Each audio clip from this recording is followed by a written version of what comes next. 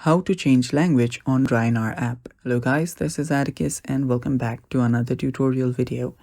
In today's video, I'll teach you guys how you can change language on Ryanair app. So without any further ado, let's dive right into it. So if you don't have the Ryanair app, you can easily get it from your app store.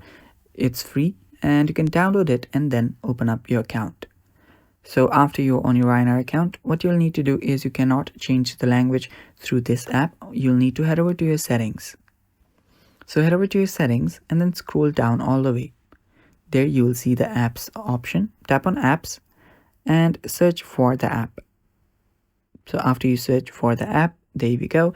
Open it up and there you will see preferred language section. Tap on language and from here you can change the language. There you can see different languages available.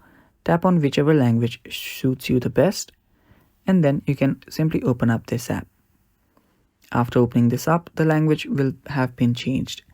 And that's basically how you do it. Thanks for watching guys. That's all for today's video. Stay tuned for more and bye-bye.